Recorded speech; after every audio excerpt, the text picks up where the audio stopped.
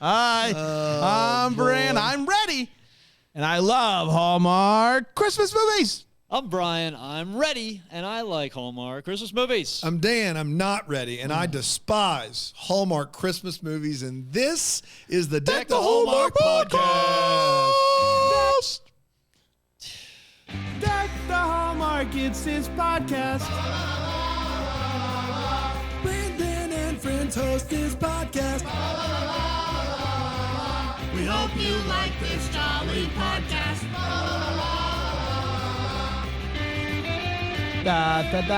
Hello, everybody.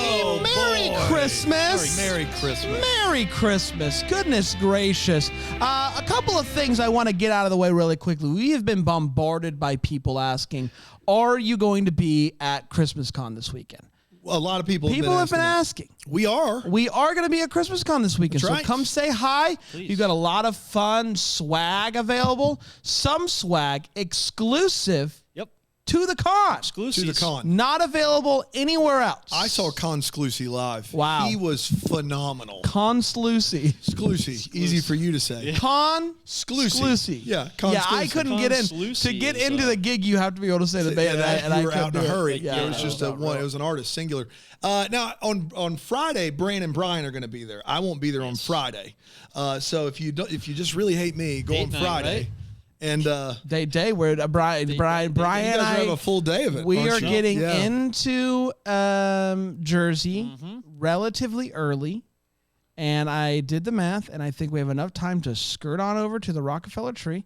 Brian's never seen it. Nope. I'm gonna show it From to him. Massachusetts, never seen the Rockefeller tree. We Never went right will. over. How many times have you been to the city, Manhattan? Twice? Twice. Yeah. Oh, yeah.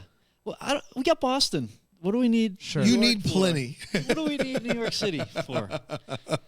You really have only gone twice. Dan, I avoid Boston as Yeah. much as possible. That's I'm right. not going to Yeah, shoot that's over fair. to That's another fair. That's city. fair. You know? That's Now fair. I will say, You've seen one city, you've seen them all. if somebody How can, dare you? if somebody could tell me this, Dan, you've parked in the city before. Yeah. Oh, this Yeah. is what I'm worried about. Parked in the city where the heat is on. Now I don't know where we parked. Where you parked, it was like not Times Square, not 30 Rock.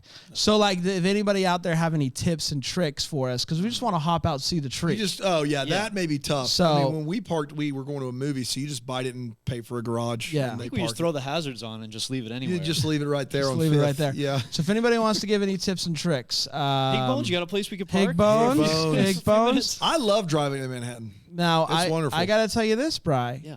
As of right now, and I don't want to jinx it, but there is I'm not even going to say it. There's a chance of some sort of thing falling from the sky at some point during the weekend. Yeah, Saturday morning. Magical. Man, that would be something. Wouldn't it? Wouldn't it? At Christmas Con, some stuff is happening. Stuff happening in the sky. You don't want to say snow. Dadgummit. If it doesn't snow now, it's on you. It's on you. Yeah. I'm gonna put it on your gravestone when you You're gonna put die it on my gravestone. before me. It's gonna say Gonna be Dan. sure of it. Dan, 1981 to 1983 to 2023. I got 81 covered here. Beloved, Till when? 23? beloved by some, Next year. known by many, hated by Brand because he made the snow go away. Jinx the snow. Yeah, It's like a I'll no-no. work on It's a the Snow jinx. It's like maybe snow showers, and the Stop chance talking. is so low. I did not ruin this. Yes, you did. The chance is 41%, Brand. God had his sleeves up. He was getting ready. He was putting on to the Ritz, win. Brand. He was putting on the Ritz, and you know it. He was getting ready to put a bowl was of joking. snow in the snow Machine. And now he heard you say it, and he said, well, Take it out. 40% chance of rain and snow showers mixed together. Don't want that. You don't want any part of that. I don't want that. Yeah. Oh. Saturday night, it says 1 to 3 inches of snow expected. We might not get out of it. Guys, are we going to get snowed in at Christmas Con? That sounds awful. I think you know that 1 to 3 inches in New Jersey is nothing. Yeah, we're not. That's not. I love snow. Somebody said Dan want a Grinch in the comments. I love snow. I might love snow more than Bran. I know that's hard for anybody to believe. It's not possible. Bran and I talk anytime in the 15-day forecast. There's a chance in Greenville. We are both like, did you see Getting the sled. Did you see a week from Sunday? Did you see it? You don't and then say it Bran's then. got all the models, and I'm like, what's the European model say? Because that's the only one that ever gives us snow. We do a whole bit. And then you're like, European model says 20 inches. And I'm Something like, we can do. yeah. And then we get nothing. And I was so jaded last year. I was looking at the models and they're like, this could be the one. And I'm like, it's not going to be the one. And it was the one. And then it was the one. And now this year I'm like, we're getting 10 inches, baby. Yeah. Let's go. Yeah. Let's go. Dude. The great thing, the thing that we always have to keep in mind, though, with snow around here is it is wonderful and we love it. Everything is shut down for a week. Yes. So there is a week there where you have kids at home, snow outside, and you've got to figure out how to handle that situation. It's not. Yeah, it's different. It's different. Yeah, but my kids love the snow. Like, go nuts for it. What's nice now, and what's also funny is I'm how many years into this here in South Carolina, and I still don't have like a proper sledding vessel. Like last few years, but every time I do it, I'm like, man, I need to get a real sled. Because last year I used a lid of a big Tupperware thing, and I slid down the road, which our road it's a good road. Yeah, it's a good little road. It's a good road for it. You know what you quality should use is a tube, like a blow up tube. You can use it in the pool in the summer, and in the wintertime, you just throw that thing down a hill, and you're good to go. Yeah, I'll take that. I'll take that. That'll work for you. Can we use one of your inflatables? That would work, right? Tube. Oh yeah. You got that big flamingo or one of those big shark things. Yeah, big shark things. I don't know if they're still inflate, but we'll see. Let's talk about Fabled holiday, everybody. A Fabled holiday. Was it fact? Was it fable? Let's find out. Was it just forgettable? Let's find out. Are we human? Are we dancer? A lot of questions on the table. December 3rd, 2022. Do they know it's Christmas time at all? Oh, gosh. You can dance if you want to. Yeah. That's not a question. Suggestion. It's an option. It's an option.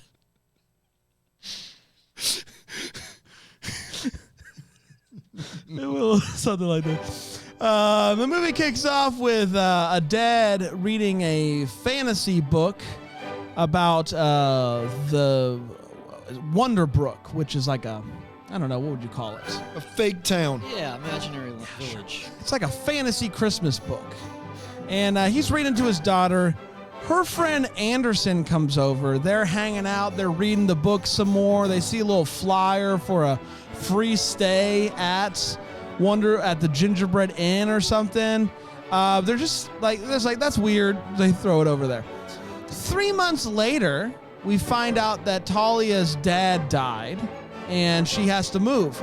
Anderson comes over, says goodbye, and Talia gives him his own copy of the Wonderbrook Christmas book. Flash forward, Talia is an adult. She owns a bookstore and is trying to publish her own book. Her hotshot author friend Sloan brings her manuscript to her publisher. They don't love it. We see Anderson as an adult. He is a surgeon in distress. He walks out. He's breathing hard. He's like wiping his nose. He's clearly having a tough time. He calls his boss, Chief, and says, I need a break. I got to get out of here. We meet some other folks as well that I don't know their importance at this point, such as Keith and Diane, a couple that's struggling, and Charles, who is an older fella who really misses his late wife. Anderson comes to Talia's bookstore, and they quickly realize who they are. You got it. Wait for it. Here we go. They know who they are. And they hug and they decide that they should catch up and exchange numbers. Later that night, Talia tries to call her friend, but somehow ends up calling the Gingerbread Inn, which she's like, what is going on? A lady named Judy is on the line and is like, hey, I guess you're going to be taking us up on our all-expense trip paid to the Gingerbread Inn. All-expense trip paid. What are you talking about? You get it. And she's like, I wasn't, but I guess I am now. So she goes. So we're going to hunt apple pie. They did. Mm-hmm. And guess who ends up showing up due to a detour and some car trouble? Frosty. Anderson. Oh, man. Good guess, though. Turns out Keith and Diana and Charles from earlier, they're also all there. Some sort of mysterious force has brought them. Is it the Lord? Maybe even the Lord. Maybe even Fabled. City of old book. Maybe even Christmas Miracle. Maybe even Santa Claus. Maybe even chimes playing. Maybe even God winks. No. Talia keeps feeling like she knows this place from somewhere, but the owner's like, no, I don't think you know. Talia and Anderson hang out and go to a Christmas tree lighting. They do fun activities around the town. They find out that they're both single. The group is hanging out at a campfire one night, and they all realize that they're all familiar with the Wonderbrook Christmas book.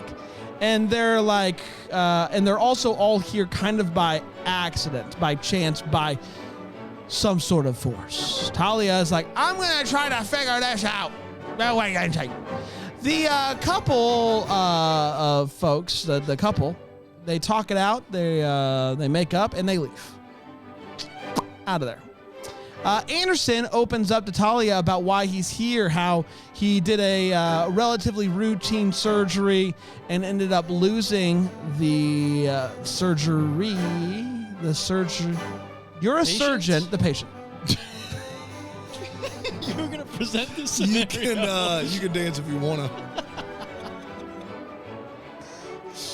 But follow me. Even reading words. Follow me there, though. Yeah, you're in it. You're in the zone. You follow me here, though. You're a surgeon, which means you're to the surgery. To the surgery. To the surgery. No. You're the surgeon. I'm the surgery. Yeah. No. Yeah. No. Anyway, so he's he's like, don't tell anybody this. That's why I'm here, basically. So she's definitely not going to tell anyone. So she kind of like keeps pushing this book thing. Like, you think maybe something's going on here? You guys think maybe something going on here? The older fella, Charles, is falling for one of the workers. The worker was a real grumpy gal, and now she's kind of like, ooh, Mildred? Mildred, yeah, maybe not so grumpy now that Charles is here. So finally, she basically accuses them all of being in on it. It's like, you guys are all doing something, blah, blah, blah.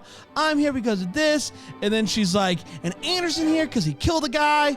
And then he's like, come on. Like, for real? She feels awful about spilling the beans about Anderson. They say some things that they will later regret to each other. And he's like, I'm out of here. I'm out of here. But he doesn't get far because he gets word that Charles had a heart attack. Yeah. Fell right down. Thought it was a heart Thought it was a heart attack. It was just sugar. Low blood pressure. You just needed some salt. Some salt. You need more sodium. Well, Salt. salt is dry. That Okay. sounded awfully. Yeah, sorry. liquidy. So, anywho, Slurping down that salt. he ends up coming back, and she finds out who. She decides that she's like, oh, I'm inspired by this place. I think I want to write a follow-up book about Wonderbrook, and they all are like, hey, awesome, because guess what? You were right, and this is about the book, and it was about to be out of, like, no one's coming here anymore because no one knows this book. She's like, I'm going to write a follow-up. A year later, the book is published. It's a big hit, and I hope that the Gingerbread Inn lasts for many years to come. And that, my friends, was a Fabled Holiday. We did it. You Let's all take a right quick over there, break. Brandon? I'm good. Good. I'm good. Let's take a quick break, and we'll come back, and we'll break this movie down here on Deck the Hallmark.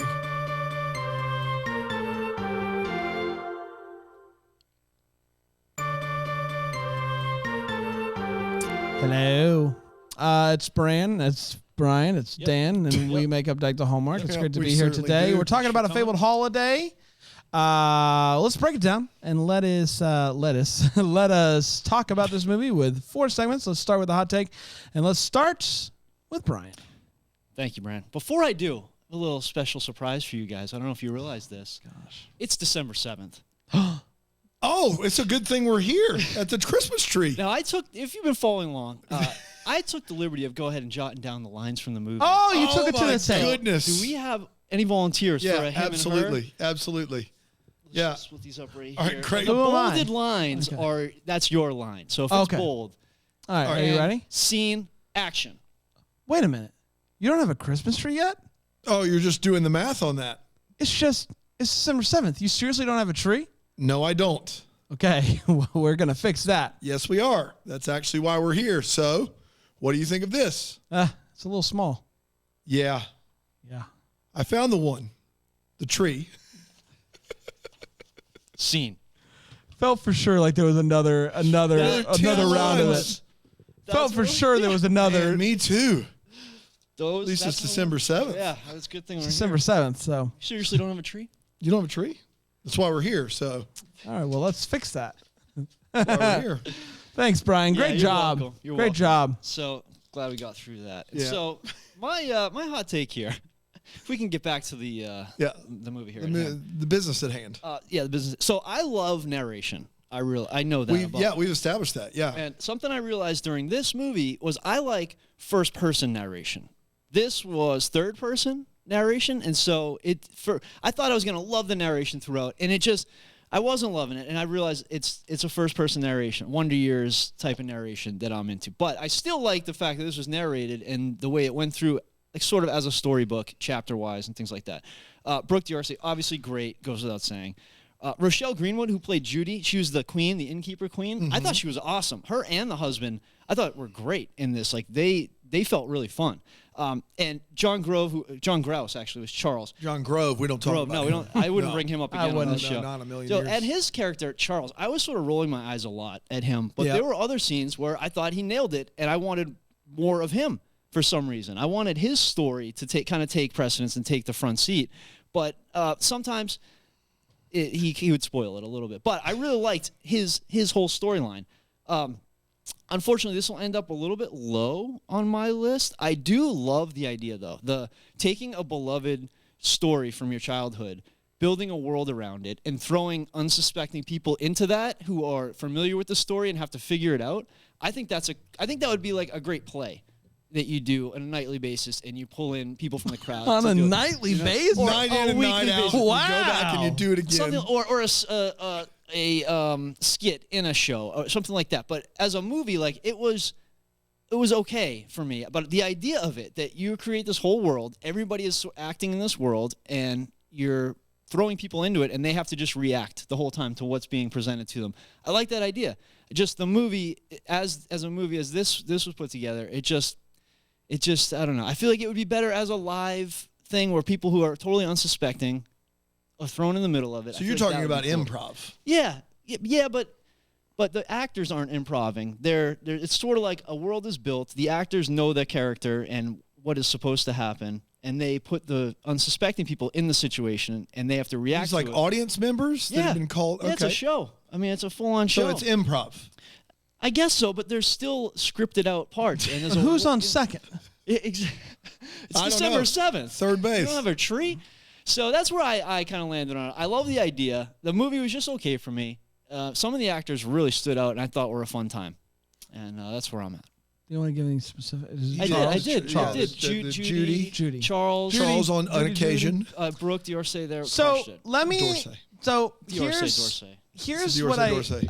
I feel like what we have here is something that like could have been really special, a really fun idea, and I feel like to get there we either needed to go even harder with magic or back off because I'm still foggy. Yep. Yeah. I don't know what the chime was.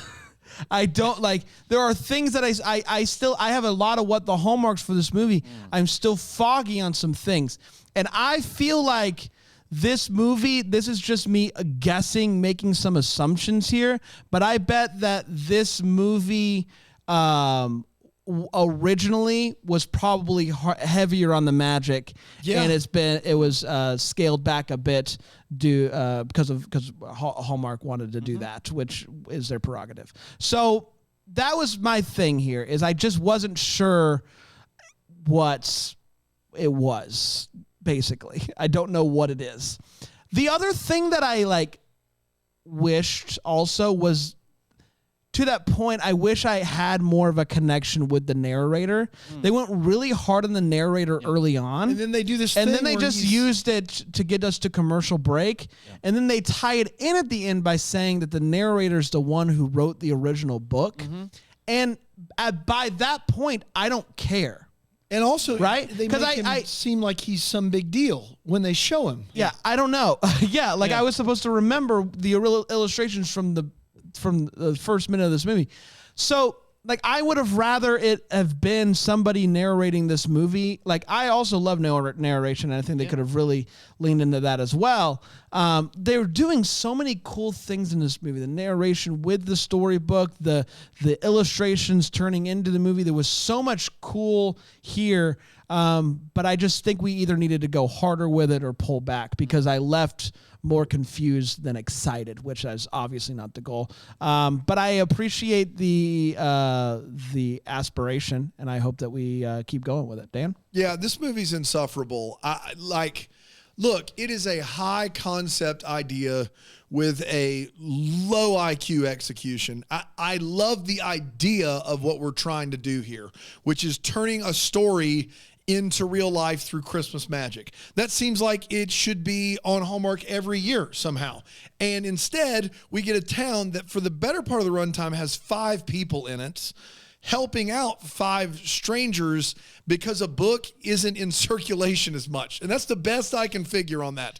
It was a mess of a movie that I really, really hated, actively hated. And I think it's because of what you said, Bran. I think it's because it doesn't commit to any level of magic. It's just kind of like trying to have all of the things be possible. Whereas I have been consistent, and Bran for sure, if you commit to an absurd level of Christmas magic, you have a much better chance of me embracing what you're trying to do than if you try to have this grounded in the real world and also be as loony bins nutso as this movie is.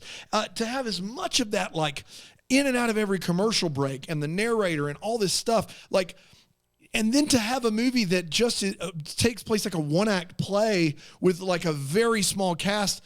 It's just a mess. It just doesn't have the wherewithal to pull this thing off. And as it stood, I was really hating life. It's one of my least favorite of the year. Bottom 10 for me for sure. Were you guys as confused by the narration as I am? To bring it back at the end and it's the original author as if it's a big reveal? It felt late for that. It felt like there was some big thing I was missing when they revealed that guy's the author. Yeah. And there wasn't. Yeah. Yeah. He just was. Yeah. He was just there. He just was. Let's get to the feels. Brian? So I did have, I had some negative feels, but I'm not going to focus on those because I did have one legit really good feel, and it was the tree at Wonderbrook. Dare I say it was wonderful. Outside when they lit up this tree, it looked phenomenal. I did comment on the tree. It was a beautiful tree. Thumbs up. Yeah, there's a thumbs he up. Agrees. There's we all three thumbs up, which is unusual for a thumbs up situation. Also, I was it's unusual for a thumbs up situation. There's no doubt about that. I was just as a double-decker proud because our double-decker, Shannon Dubose here, she's friends with the writer of this movie. Really? E.S. Dolan. Yeah, E.S. Dolan's the writer. And so I was just rooting for her the whole time. Yeah. It was really cool to have that connection. I would wager to say E.S.'s script probably had a lot more or less magic in it. My guess is that this was a Hallmark situation. Yeah. And that's pure conjecture. I can't imagine anyone's first draft being this. Sure. This seems like a compromise of everything. Mm-hmm. Yeah. So I was just proud to have that, good for her. So something that gives me feels on a regular basis is when, and I wish there was more of it, you get some people, you just you get a few people together and you have people around them that are doing something and it's all kind of made up, on the fly. Oh, I think you're talking about improv.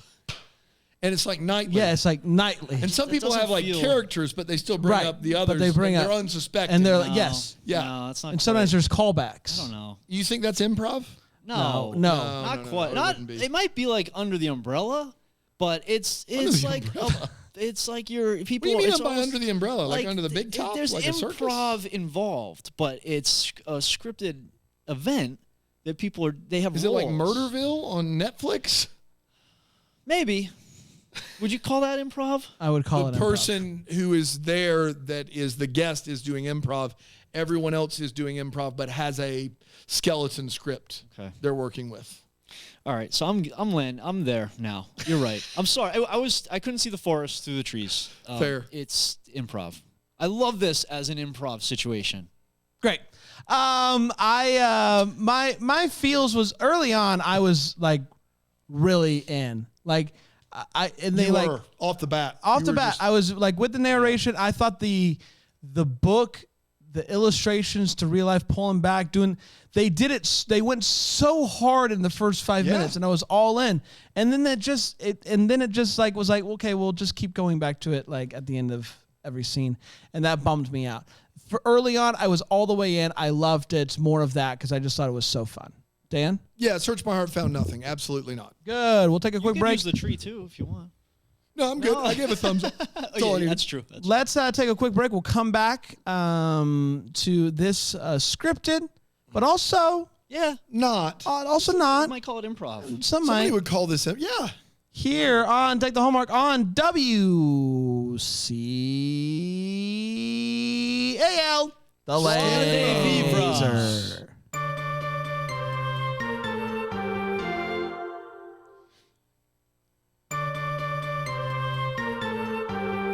I was going down the mountain and I saw my friend Lou. He was having a good time and I thought you should too. Then I asked my good friend Lou, what are you doing over there?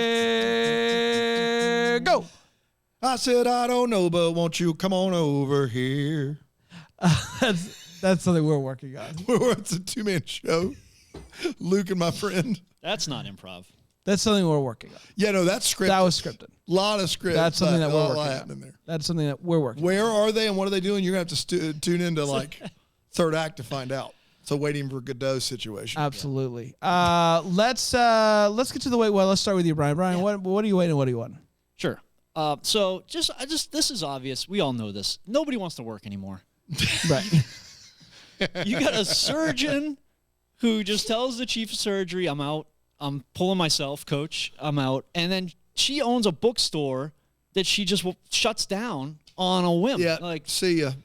Local bookstores do so well, you can take weeks off. Yeah, I guess so. That's the thing. I guess They're so. thriving right now. Yeah. I mean, everybody just popping up on every corner, local bookstores. Yeah, these seem like more of a pop-up.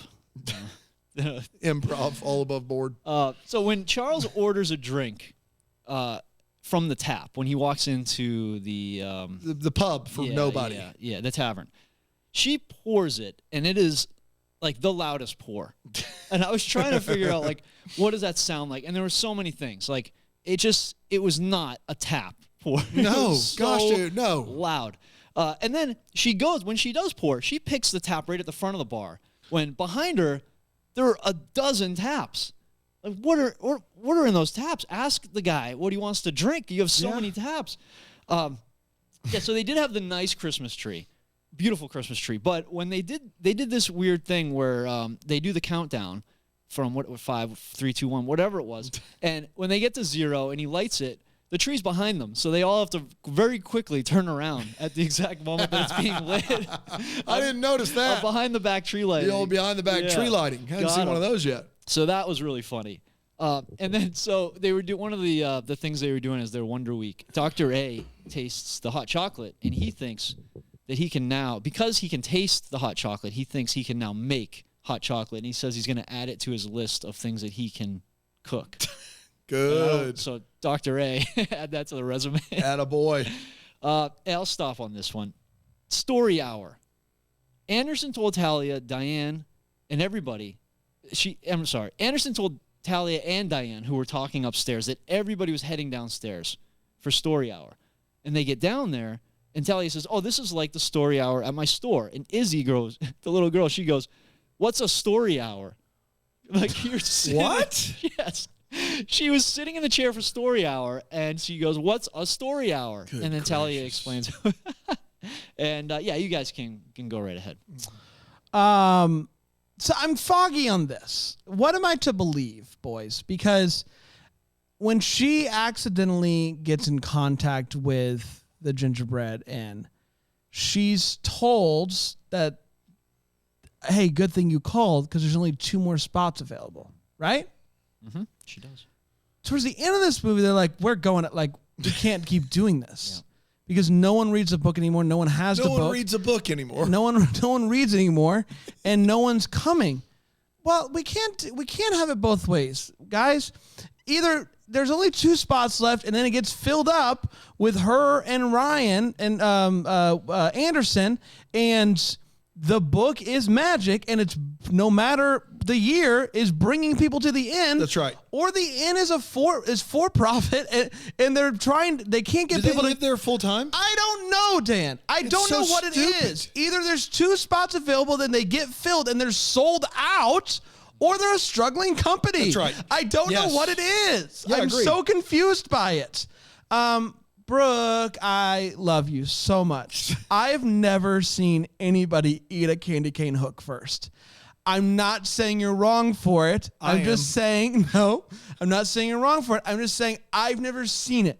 I've never seen someone eat a candy cane hook first. Have you ever seen somebody eat a candy cane hook first? Not that I can think of. No. I'm not first. I'm going to give it a try. You did inspire me to try a new thing because maybe add it to the vlog. Maybe I've been doing it wrong all this time. It's possible. Probably not. But it did make me go wait what while I saw it, and so I had to include it legally. Guys, in the comments, everyone's popping off saying they eat it hook first. What? What? Yeah, I don't believe it. Not just one person, like multiple people. Wow. Saying they do it. You know, the thing here that's interesting is all the people that are saying hook first are of the women variety, and we're fellas. Yeah, yep. All that's accurate. I don't know. Maybe I don't know. A lot of eat the hook first. Okay, great. So there you have it. There's the social divide. That is fascinating. I had no idea. This whole time. There is a fella in this movie who is the husband of the woman running the yes. Inn, okay? Yep. And in every scene that he's in, he finds a way to almost fall down. Yeah. Like he's just kind of like falling down. He's the whatever. But in the book, that's a thing? No. The husband. No, the dude. Her husband. The younger guy. The younger guy. Jake. They say at the end he's the like town the fool or something. The town fool, and he's like, somebody's got to do it. Yeah, but is that Is part of it is not being able to walk. Like a jester. I guess that's part he's of like it? a jester, Yeah. like a clown. Which is still another question. I guess, which is like how much of this is magic versus them doing a bit. Yeah. My last one is they're walking and they have these tiny little bells in their hands and they're ringing them like this. And the bell sound that they decided to go with in post is the sound of a real big bell choir, like dum dum dum. They're just tiny little bells. Dum dum dum dum. No, and they're just tiny. They all got the same bell, all the same bells, but they all are having amazing sound come out of these bells. Yep. So congratulations to the bell maker of that one, Dan. Mildred is like from a Stephen King novel, right? Like the terrifying, like evil look all the time pub owner in this fictional town. And then she goes completely psycho at one point in this movie. And I was like, is she going to murder somebody? Or are we going to actually have somebody murdered? At one point, I believe she says, "I'm over it," as the kids say. And he says, "Well, get under it." That was a great line. I wrote that down. I love that she thinks only the kids out there are saying, "I'm over it." Yeah. Everyone has said "I'm over it" at some point or another. This is the worst fake snow of all time. Not the worst fake snow of 2022. Of all the Hallmark movies I've ever seen, there's a scene in this movie where Ryan and Brooke are walking down a path. Everything is green. Everything is green. And then in between the two of them, if you look in between their legs and they're in the background, you will see it's a cotton blanket. Like there's space in between the ground and the blanket. This is like 2015, 2016 bad. It is. It's embarrassing. It's an embarrassing level of fake snow. And I'm over it, as the kids say. We'll get under it. There is another couple here at this fabled town. They are on the verge of divorce, and they're having a conversation in their room, their hotel room. And there is a champagne cart in that room with no less than a dozen glasses on it. How many glasses do two people need? I don't like. How many possible glasses do two people need? What are you doing? I saw candy. Oh, you're gonna try hook first. You're gonna do it. The hook's breaking. Oh no, that ruins the fun of it. At the end, for the first time in this movie, we see people other than the 5 people running the town, and they're all walking through the city. In fact, there's some famous violinist that you knew. Lindsay Sterling. And Ryan and Brooke are walking, and Brooke says, my dad, look at all this pageantry. My dad would have loved it. And Ryan Pavey says, what do you mean? What do you mean, what does she mean? He would have loved the pageantry of this party. What about that is not understandable? I'm very, very confused. I just there's not a lot there to mess with, Ryan. It's just exactly what she said is what she means, and that about covers it. I don't understand. But last, and I have to talk about this. Brad? Okay, I'm sorry. It's just stuck in there. Candy canes are impossible to open. We need to come up with a solution to that, and I think we're all on board with that. Yeah, they are. This guy named Charles looks like he's having a heart attack. Ryan Pavey, the surgeon, comes to his rescue. He leans down to hear if he's breathing, and we immediately cut to a scene where Ryan Pavey closes the door and says, he had low blood pressure. It looks a lot like a heart attack. Well, how did he fit? He had no equipment. Did he have like a thing that he was taking the blood pressure with? Like, he's got an app. He is literally laying there looking like he's dead. And we just cut to the scene where he's like, yeah, it wasn't anything. It was just give him a bunch of salt and he'll be fine. That's all I got. I'm starting to think that we're in the minority when it comes to the hook situation. I never eat the hook first. I would never even have thought to do so. No. Because the hook is what you hold. You hold it, but you can. It's gotta. If I eat the hook first, it's gonna my hands are gonna get sticky. Yeah. You all right? But you can easily see hook here. See hook here. You want to go to the what's the Hallmark? Yeah, let's what the Hallmark. Brian, go ahead. So, just 2 quick ones here. I did have one that was, what the heck is this place? But that's a little bit. That is the hallmark of the whole movie. But I was wondering, do the people age? Like, are they stuck in the so many questions here? Yeah. Yes. And then the Icy Connection dating app. Is this for snowmen only? Like, can anybody join this? I'd like to hear more about this dating app. So my problem with this is when Jake says that he's the Joker or whatever, and he says someone has to do it, it makes me think that they're all actors, right? That it's not sure. I don't know what it is. That's what I keep coming back to is I don't know what it is. Yeah. I don't know the bell. Yeah. I don't know the bell. How do they keep track of who has a book, who has been given a book? Because she bought a book and gifted it to Anderson. So how do they possibly know that Anderson has a book?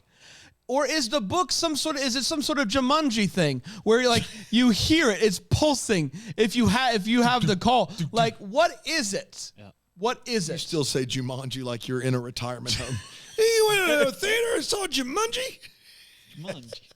I love that movie so much. Jumanji. Yeah. Here, go. Put on a Jumanji. Go see a Star Wars or a Jumanji. Jumanji. I think the book, when we find out that the book not selling is the reason that no one comes to the town, my head spun around. Just complete and utter exorcism situation. Like, I was like, what are we talking about? Did all of a sudden nobody buy the book anymore? And that's the magic is in people purchasing a book? I just that. Are the people there? Are they so many questions of that nature? But I do want to give a shout out to the double deckers real quick. Yeah. This is why it's important. BrambleJamPlus.com. If you're screaming at your stereo right now or your car speakers or whatever, apparently, Bran, you don't take the wrapper entirely off the candy cane. Yeah. Which I didn't know. You didn't know that? You keep it on the staff of the candy cane. You're gonna hold. And you eat the hook. How have you been doing it? You just open the whole thing up and crunch away. So how does your hand not get sticky? It always gets sticky. What is it? With the hook, I would hold on to just the edge of it, the hook around the sides. And then it didn't get sticky. And then I just pop the end. Fascinating. No, I've always done wrapper. I just peel it down. Exactly. Yeah. Exactly. Yeah, right. you don't go hook first. I feel like hook first, getting the wrapper off just the hook. Yeah, it's a lot of work. Getting the wrapper off the hook's tough, but I feel like if you'd you have to left break it for the last, it would be the hardest.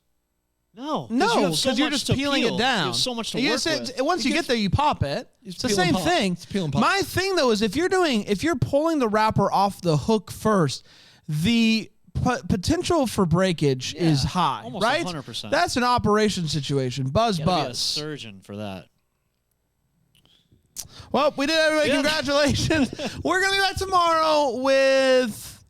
What's the name of that one? What day is today? It's December 7th. The movies and mysteries. Yes, the mahogany joints. Yeah, the holiday stocking. Holiday stocking. That's exactly right. That's right. Until then, maybe the first to wish you a Merry Christmas. Deck the Hallmark is the That Sounds Fun podcast. It's produced by Tracy Nillis Name. It's recorded live in, that Greenville, South Carolina. For more information on Deck the Hallmark, you can go to deckthehallmark.com.